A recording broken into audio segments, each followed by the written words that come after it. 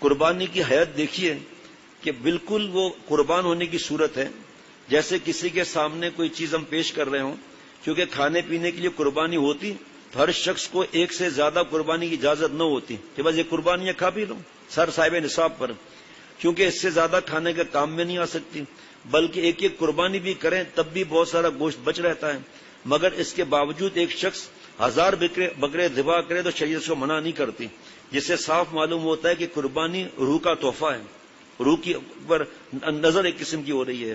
یہاں سے ان ملحدوں کے اعتراض کا جواب ہو گیا جو اللہ کے وجود کا اور اعتراض اور ایسی باتیں کرتے ہیں، جو یہ کہتے ہیں اس قدر جانوروں کے ذبح کرنے میں فضول رقم ضائع کی جاتی ہے، یہ رقم رفاع عام میں خرچ کرنا چاہیے. میں کہتا ہوں اگر کوئی شخص جارج پنجم بادشاہ برطانیہ کا، اس وقت برطانیہ کی حکومت تھی، کہ جارج پنجم بادشاہ کے سامنے 10 لاکھ روپے گفٹ کا نذرانہ پیش کر دے. اگر جارج پنجم بادشاہ کے سامنے 10 لاکھ روپے نذرانہ گفٹ پیش کرے تو وہاں کوئی نہیں کہتا کہ یہ روپیہ این جی اوز، میں کہہ رہا ہوں یہ روپیہ رفاع عام میں خرچ کرنا چاہیے، غربت دور ہو. بلکہ وہاں تو تعریف کرتے ہیں کہ فلاں شخص نے بڑے ہمت سے کام لیا، جارج پنجم کو 10 لاکھ نذرانے میں پیش کیے. افسوس کہ خدا کے سامنے کوئی نظر پیش کرے تو اس کی رقم کو فضول ضائع کرنا کہا جاتا ہے. میں قسم کھا کر کہتا ہوں آج کل جو بعض مسلمانوں میں عقل کی کمی ہے اور وہ شریعت کے احکام پر اشکال کرتے ہیں، اس کا بڑا سبب خدا سے تعلق کی کمی ہے. ورنہ جو اللہ نے حکم دے دیا، بادشاہ محمود نے ہیرے کو توڑنے کا حکم دے دیا، ختم. یہ صرف ایک تھوڑی ہے معاملہ. اگر میں یہاں رک جاؤں اور اس قربانی سے جو حضرت نے ثابت کیا، جو 1-2 دن کے بعد بیان ہوگا، اگر میں یہ ثابت کر دوں اسی طرح نظر کی حفاظت کا معاملہ ہے، اپنی حرام خواہشات کو قربان کر دیا، جانور جتنا موٹا ہو اتنا ثواب ملے گا. ہمارا نفس گناہ کر کر کے موٹا ہو فربا ہو چکا ہے، تو ہم اس کی جب قربانی دیں گے یعنی گناہ کے خواہشات پہ عمل نہ کریں گے تو اللہ تعالیٰ کتنا انعام دیں گے سوچ لو. جس کے تقاضے زیادہ ہیں یا عمل نہیں کرے گا تب دیکھو اب کیا معاملہ ہوتا ہے. میں نہیں بیان کر رہا وہ ابھی، وہ الگ حضرت کا بیان ہے عجیب و غریب، آج اس کو بھی دیکھا تھا الحمدللہ. اگر ان کو خدا تعالیٰ کے ساتھ تعلق ہوتا تو ان کی عقلیں درست ہو جاتی. ان لوگوں کو رقم ضائع ہونے کا شبہ اس لیے ہوا کہ انہوں نے قربانی کی غرض گوشت کھانا سمجھا، حالانکہ قربانی کی یہ غرض نہیں بلکہ اس کی غایت صرف خدا کے نام پر جانے فدا کرنا ہے. اللہ تعالیٰ کے پاس ہمارا گوشت نہیں پہنچتا، ہمارے بکرے کا خون نہیں پہنچتا. اللہ تعالیٰ کے پاس اخلاص، اللہ کے لیے خوشی خوشی طلب کے ساتھ یہ اللہ کو پسند ہے، وہ پہنچتا ہے اوپر آسمان پر. گوشت کہاں پہنچے گا؟ کیسے ہو سکتا ہے یہ؟ اللہ دیکھنا چاہتے ہیں کہ میرے خلیل اللہ، میرے خلیل گاڑے دوست نے اپنے اولاد کو قربان کر دیا، ان کو پیسہ میں دیتا ہوں. جو قربانی کرے گا اس کا پیسہ سب صاحب نصاب کا پیسہ جو ہے وہ قربانی کرنے سے ختم ہو جائے گا کیا؟ بیوقوف ہے. صاحب نصاب کہتے ہیں کس کو ہے؟ صاحب نصاب کیا اس سے بڑھ کر قربانی کر دے گا؟ جتنا اس کے پاس نصاب ہے اس سے بڑھ جائے گا کیا؟ ہمارے بابا جب زکوٰۃ نکالتے تھے نا تو انہوں نے کیا روشنیاں دکھائیں، تو فرماتے تھے کہ یہ زکوٰۃ تو اللہ تعالیٰ کا معاملہ ہے نا، ٹھیک ہے نا، تو یہ اتنی زکوٰۃ سنے ذرا غور سے، اور اتنا صدقہ. فرماتے تھے یہ صدقہ ہم نے لکھ دیا ہے، اس سے زیادہ پر پابندی نہیں ہے. سنیں آگے سنیں، یہ زکوٰۃ نہیں، یہ بات بتانا بھول گیا، زکوٰۃ کا اتنا اسیٹس ہوئے اور اس کے اندر پھر اضافہ کر دیتے تھے چند لاکھ کا کہ کوئی گڑبڑ نہ ہو گئی ہو. ٹھیک ہے، زکوٰۃ کا حساب آ گیا. صدقہ اس سے برابر نہیں، اس سے زیادہ ہوتا تھا بابا کا. اللہ ہمیں بھی یہ والد صاحب کے نقش قدم پر چلا ہے. آگے سنو، پھر فرماتے تھے ہمیں بٹھا کر، جو 2-3 جو ہم لوگ زیادہ بابا کے حساب کتاب میں ہی ہوتا تھا، پھر اور بھائیوں کو بھی بٹھا کر بعد میں بھی فرماتے رہتے تھے کہ سال کے اندر جو ہم خرچے کرتے ہیں نا، جس کے بغیر بھی ہمارا گزارا ہو سکتا ہے اور منع بھی نہیں ہے وہ خرچے، اگر یہ خرچے نہ ہوتے تو پھر کیا کرتے ہم؟ بچت ہوتی ہے نا، چلو اور رقم بڑھاؤ آگے صدقے کی، چلو اور رقم بڑھاؤ. اللہ کا غصہ ٹھنڈا ہوتا ہے، رزق میں برکت ہوتی ہے، مشکل آسان ہوتے ہیں اور اللہ تعالیٰ کی رضا ملتی ہے. اللہ کا غصہ ٹھنڈا ہوتا ہے، مشکلات دور ہوتی ہے، رزق میں برکت ہوتی ہے. ایک کا سورہ بقرہ، ایک دانہ اس کی 7 بالیاں، ہر بالی میں 100 دانے، 700 گنا ایک پر. اور تفسیر میں لکھا ہے، شیخ العرب والعجم فرماتے تھے، میں نے پڑھ بھی لیا کچھ عرصہ پہلے، کہ یہ 700 ہمارے سمجھانے کے لیے اللہ اس سے زیادہ دینے پر قدرت رکھتے ہیں. آپ پورے دنیا میں مجھے ایک آدمی بتا دو جس نے قربانی کی ہو اگلے سال وہ کنگلا ہو گیا ہو. اللہ کی طرف سے نقصانات وغیرہ وہ الگ بات ہے، لیکن آپ نہیں دیکھیں گے اگلے سال وہ 2 قربانیاں کرے گا. دیکھتے رہنا آپ. جو آپ صلی اللہ علیہ وسلم اللہ کو خوش کرنے کے لیے آپ صلی اللہ علیہ وسلم کی طرف سے قربانی کرے گا، آپ صلی اللہ علیہ وسلم کے پاس پہنچے گی رپورٹ، تو کیا آپ صلی اللہ علیہ وسلم کتنا خوش ہوں گے؟ نہیں ہے تو نہیں ہے، زبردستی تو نہیں ہے. اپنی قربانی جو واجب ہے وہ تو ٹھیک ہے، اپنی نہیں، میری نہیں، مطلب اپنے حصے کی جو قربانی ہے. کتنا اب مشورہ کریں، ایسے جھگیوں میں پھینک کرنا آ جائیں گے، ضائع ہو جائیں. ہم نے تو وہ جھگی بھی دیکھی ہے جس کو پتا کیا کہ یہ لوٹ مار والے نہیں ہیں، گوشت دے دیا ان کو، اب فریزر میں تو رکھا نہیں، کیسے انہوں نے کھایا 15-20 دن تک؟ اس گوشت کو سکھا دیا انہوں نے دھوپ میں. یہ اور جس نے گوشت دیا ہوگا اس کا کیا حال ہوگا نیکیوں کا، ان کی دعائیں کیسی ہوں گی؟ نہیں، ارے ایسے کنگلے ہم لوگ قربانی کا گوشت بنا کر ڈرائیور چوکیدار ماسیوں کو بھی نہیں دیتے.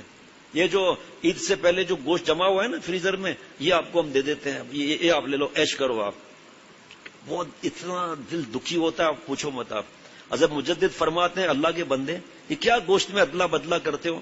پوچھو تو صحیح کسی سے، ارے تمہارے بھائی بہن جہاں بھی قربانی ہوئی ہے ادھر کیوں پہنچاتے ہو؟ یہ اس کے لیے قربانی ان کو دینے کے لیے، ادلا بدلا کے لیے. ان کو دو جن کے گھر میں گوشت بنتا نہیں، ان کو کیوں نہیں دیتے ہو؟ ان کو سمجھاؤ پیار سے کہ بھئی ہر سال ہم دیتے ہوئے آ رہے ہیں، آج ہم دھابے جی بھیجیں گے گوشت انشاءاللہ تعالی، ہم اور آگے بھیجیں گے، قریب میں بھیجیں گے، گاروں میں بھیجیں گے، ہم فلانی جگہ بھیجیں گے. آپ الحمدللہ آپ کے گھر قربانی خود ہوئی ہے، پہلے دن قربانی کیوں نہیں کرتے؟ آپ کو مضمون ادھر چلا جائے گا، باقی 2-4 منٹ ہیں آج کے دن کے. کہ قربانی جو ہے وہ تو پہلے دن میں ثواب زیادہ ہے نا، پہلے دن کیوں نہیں کرتے؟ آپ اپنے شیخ سے پوچھے، آدمی وجہ بتائے کیوں نہیں کرتے. بھائی بہن ناراض ہوں گے، چاچا ماموں ناراض ہوں گے، وہ کیا کریں گے اتنے گوشت کا؟ وہ پھر آگے کسی کو سپلائی کر دیں گے، پڑوس میں بیچ دیں گے. وہ سبھی تو اللہ نے مال دیا، ان کے بکرے بندھے ہوئے نا، وہاں پر نام بھی تو لکھا ہوا ہے، ساتھ لکھا ہوا ہے شالا نظر نہ لگے. اس قربانی کا غرض گوشت کھانا سمجھا، حالانکہ قربانی کی یہ غرض نہیں، بلکہ اس کی غایت صرف خدا کے نام پر جانیں فدا کرنا ہے. مکہ معظمہ میں جا کر اس کا نمونہ نظر آتا ہے. یہ قربانی کی حد ہی نہیں، ذبح کرنے کا مرکز نظر آتا ہے. ایک جگہ ہزاروں لاکھیں جانیں خدا تعالیٰ کے نام پر قربان کی جاتی ہیں. اب ہمارے NGOs بھی رائے دیتے ہیں کہ سلطان کو ان جانوروں کی کھالیں کھینچ لینا چاہیے اور ان سے رفع عامہ کا کام لینا چاہیے. حالانکہ رئیس العقلاء سید الحکمہ افضل الانبیاء محمد الرسول اللہ صلی اللہ علیہ وسلم فرماتے الحج والشج، کہ حج نام میں بلند آواز سے لبیک کہنے کا اور اللہ کے نام پر خون بہانے کا جو اس دربار کا نذرانہ ہے. حضور صلی اللہ علیہ وسلم نے فقط جان لینا اور خون بہانا فرمایا ہے، کھانے کا تو بھی ذکر بھی نہیں فرمایا اور منع بھی نہیں ہے. اس سے معلوم ہوا قربانی کی اصل روح اللہ تعالیٰ کے لیے نظر ہے، اور حج کی روح دیوانہ بننے میں ہے. 2 کپڑے پہن کے جا رہے ہیں سیٹھیا بھی جناب، اور وہ بھی رنگین نہیں. چلو ایک ہی صف میں کھڑا ہو جاؤ، بادشاہ کرنا ہے، چلو کھڑے ہو جاؤ. چلو امام صاحب کون ہے؟ بادشاہ ہے؟ نہیں، امام صاحب کے اللہ اکبر کہنے میں چلو رکوع میں جاؤ. کیا منظر ہے، لاکھوں لاکھوں جانور ذبح کرتے ہیں، اور پھر کس طرح دوسرے دنیا میں کس تیزی سے عمل ہوتا ہے، کھالوں کا کیا مصرف ہوتا ہے. ارے بس آخری بات بتا کر خاموش ہو جاتا ہوں آج کے لیے، اب مجلس ختم ہوتی ہے.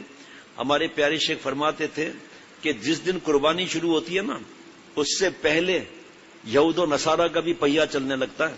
اس کے بعد پھر ان کی کھالیں وغیرہ یہود و نصارہ ہی اس سے فائدہ اٹھاتے ہیں. جیکٹ نہ بنے تو پتہ چل جائے کینیڈا میں کیسے رہتے ہیں یہ، پھر پتے باندھنے پڑیں گے، پھر لاشوں کی لاشیں نظر آئیں گی. یہاں نہیں کہتے کہ خامخواہ اپنے اتنے جانوروں کو ذبح کر دیا، جیکٹوں کی ضرورت کیا ہے، ہم پتھر کا لباس بنا لیں گے.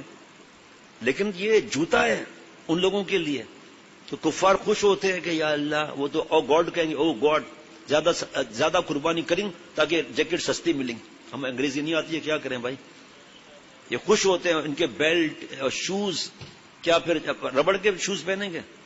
آپ دیکھو کہاں قربانی ہو رہی ہے اور کہاں تک فائدہ اٹھا رہے ہیں. اور پھر جیپنیز دھڑا دھڑ اوجھڑیوں کے آرڈر ملتے ہیں، ان کو دھڑا دھڑ اوجھڑیوں کے آرڈر ملتے ہیں. پوچھو جا کے کتنا ایکسپورٹ اوجھڑیاں ہوتی ہیں. یہ قسمت میں اوجھڑی لکھی ہے، گوشت کھاتے ہی نہیں ہے. کیکڑے کھانے والا کیا کھائے گا بھائی، ہے جی. وہاں پر ایمپریس مارکیٹ پر فٹ پاتھ پر بیٹھ کر اوجھڑی کھانے والے کو کیا معلوم گوشت کیا ہے بھائی، ہے جی. اتنا ایکسپورٹ کرتے ہیں پوچھو مت. پھر کھوپڑی الگ ایکسپورٹ ہوتی ہے جناب. مغز تو ہم نے ادھر پار کر لیا، تو کھوپڑی لے لے بھائی. اور اس سے جو دوائیں بنتے ہیں میں بتاتا ہوں خدا کی قسم، یہ ہمیں ضرورت نہیں ہے، یہ بھی سمجھ لیں آپ. یہ اللہ وہ بیان کرا رہے ہیں ان کے لیے، ہمیں بھی مزہ آ رہا ہے، ایسا تو نہیں خوشی نہیں ہو رہی. ان کے لیے کہ ان تک آواز پہنچے. ورنہ میرے پیارے دوستوں اور ساتھیوں پوچھو تو صحیح کیسے پہیا ہلتا ہے اللہ کے کرم سے. کس کس طرح اب مزے لیے جاتے ہیں. اور اب کیسے بتاؤں کہ نڈیوں سے کیا کیا دوائیں بنتی ہیں، سب تو مجھے بھی نہیں پتا. دانتوں کا کیا معاملہ ہوتا ہے، باقی چیز تو علماء سے پوچھیں گے کہ یہ جانور کی چیز بنی ہوئی ہے، اس کے حلال حرام کیا معاملات ہیں. یہ جو چاکلیٹ ہم کھا رہے ہیں اس میں انگریڈینٹ حرام والا تو نہیں ہے، اس کے اندر آئل کون سا ڈلا ہوا ہے، لکھا ہوا ہے سب اس پر. فش آئل ہے یا اللہ معافر میں سور کا آئل ہے، سب لکھا ہوا ہے اس پر. لیکن جانوروں سے فائدے کو کوئی گن سکتا ہے؟ میرے حساب سے تو کوئی نہیں گن سکتا. کراچی کے اندر ہی ایسے حالات ہو جاتے ہیں، لوگ جیکٹیں پہنتے ہیں اور پھر یہ جو سویٹر پہنتے ہیں اس میں تو جیکٹ نہیں ہے نا، اس میں تو جانور نہیں ہے نا، ان کے بال کا کیا معاملہ ہے، اس سے کیا کیا چیزیں بنتی ہیں. چھوڑو یار، چل کے کھانا کھاؤ سو جاؤ، ان کے متھے کون لگے گا بھائی. بس اسی کو بیان کرتے رہے. اللہ معاف فرمائے، اللہ مجھے. ہاں یہ سنتی بات ہے. 35 میں سے 37 7 صفحے نکال دیں، باقی کتنے بجے جناب ہے جی، جتنے بھی بنے ہمارا کیا واسطہ. باقی اس کو وہاں بھی پڑھنا پڑے گا. ساتھی ناراض ہوں گے کہ پورا یہیں پڑھو نا، لیکن حضرت والا کا عجیب و غریب عید کی روح اس کا بیان باقی ہے. وہ تو عید کے دن موقع ہی نہیں ملتا اس کو بیان کرنے کا. تو اس وجہ سے دل چاہتا ہے یہ مضمون اللہ تعالیٰ، اور بہت مضمون ہے، لیکن جو میرے سامنے مضمون ہے حضرت مجدد رحمۃ اللہ علیہ کا، حضرت شیخ العرب العجم رحمۃ اللہ علیہ کا، یہ پورا ہو جائے انشاءاللہ تعالیٰ. انشاءاللہ تعالیٰ پار لیا مالا، مار لیا پالا. کچھ مزہ آ رہا ہے بھائی؟ ماشاء اللہ. میری تو الحمدللہ مست ہو رہا ہوں اللہ کے کرم سے. دل چاہتا ہے چیخ چیخ کر یہود و نصارہ اور وہ مسلمان جن پر اللہ نے فضل فرمایا، سور کتا ہمیں نہیں بنایا اللہ نے، جس پر اللہ نے عقل دی، ان کو اپنی عقل اپنے کام میں استعمال کرو بھائی. تمہارا دین سے کیا واسطہ، حکم مان کر ختم، قربانی کرو مزے سے. یہی لوگ قربانی بھی کرتے ہیں چھپا کر، پہلے ہی کر لیتے ہیں. باربیکیو بھی تو کھانا ہے نا، مت کھاؤ باربیکیو، اسے چمڑے کو جو ہے نا چٹنی وٹنی لگا کر وہی کھا لو چمڑے کو.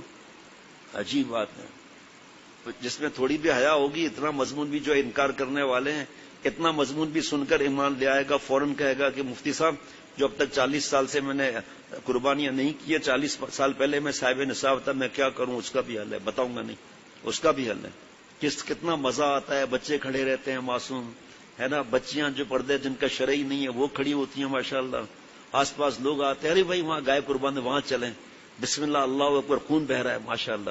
اب یہ آگے لکھا ہے حضرت مجدد پر، تجھے کیا معلوم، جو جانور خرید کے بھی ذبح کرتا ہے اس کے پیسے اس میں جا رہے ہیں، ڈر لگا رہتا ہے کہ کوئی عیب نہ نکلا ہے اس کے اندر. اور اس کی حالت میں جب قربانی ہوتی ہے، جاؤ پوچھو جو قربانی کرتے ہیں ان کا دل کتنا مست ہوتا ہے کہ ہمارے پیسے اللہ کی راہ میں قربان ہو رہے ہیں بصورت جانور. جاؤ دیکھو ان کو جا کر. وہ یہ بھی فرمایا ان کے اگر دل کی تمہیں کیفیت ہو نا، تکلیف انہیں بھی ہوتی ہے کہ جانور بیچارہ کیسے تڑپ رہا ہے. اعتراض نہیں کرتے، تڑپ ان کو بھی غم ہوتا ہے، لیکن اللہ کے راستے کا کام ہے. کیا وہ انسان نہیں ہے، انہیں تکلیف نہیں ہوگی؟ لیکن اللہ کا حکم سمجھتے ہیں پہلے نمبر پر. ایک طرف خوشی بھی دل میں، ایک طرف غم بھی بیچ میں. ارے دیکھو جانور بیچارہ اٹھ کر بھاگ رہا ہے، ارے دیکھو اب اس کی کھال نکالی جا رہی ہے، وہ کھال نہیں نکالے گا تو گوشت کیسے کھائے گا، وہ تو سڑ جائے گا. لیکن کیا بتے کی بات فرمائی ہے، فرمائی یہ لوگ جو قربانی کرتے ہیں نا، یہ الحمدللہ ہمارے یہ سندھ بلوچ میں حضرت کے تعلق والے ہیں، باری لگتی ہے ان کی خاندان میں کہ یہ میں قربان کروں گا، یہ میں قربان کروں. جوان جوان ماشاءاللہ آستینیں چڑھا کر صاف کپڑے پہنے ہوئے، بسم اللہ اللہ اکبر الحمدللہ. آگے تو کچھ کر نہیں سکتے، پھر کھال وال اتارنا. لیکن دیکھو تو صحیح کلیجی کہ اس میں مل رہی دنیاوی بھی دیکھیں تو آپ. اب بس اللہ تعالیٰ میرے لیے دعا مانگو، اللہ مجھے ہدایت دے، اللہ ہم سب کے زبان میں اثر عطا فرمائے تاکہ یہ مال اللہ کے پیاروں کا آگے بڑھے، خوب آگے بڑھائیں، خوب آگے بڑھائیں، تاکہ آخر تو کوئی بدلی گا، ایسا تو نہیں بدلے گا. یہ جو بدل رہے ہیں مسلمان جو اعتراض نہیں کرتے لیکن قربانی نہیں کرتے تھے سستی میں، وہ کہاں سے اب قربانی کرنے لگے ہیں؟ اور جس نے کلمہ پڑھا، یہ جو بیچارے اعتراض کرتے ہیں نا، ہیں کلمہ پڑھنے والے، لیکن ایسا جملہ قربانی کے لیے کہنا جس سے ان کا ایمان نہیں چلے جائے. پھر نکاح گیا، ایمان گیا. توبہ کریں گے تو پہلے تجدید ایمان ہوگا، پھر نکاح کے لیے کارڈ چھپوانے کی ضرورت نہیں، مسجد میں جانے کی ضرورت نہیں. ماں کے مفتی صاحب سے پوچھ لیں، میں نے اب توبہ کر لی ہے، اب نکاح کی تجدید کیسے ہوگی؟ میں نہیں بتاؤں گا. ایسا جملہ کہنا، دینی شعار، داڑھی، پردہ، زکوٰۃ، سود کا حرام ہونا، اس زبان کیوں کھولتے ہیں؟ ہم اپنے ایمان کو ضائع کرنا. ربنا تقبل منا انک انت السمیع العلیم. سبحان ربک رب العزت عما یصفون والسلام علی المرسلین والحمد للہ رب العالمین. صلی اللہ علی النبی الأمی وعلی آلہ وصحبہ وبارک وسلم برحمتک یا ارحم الراحمین.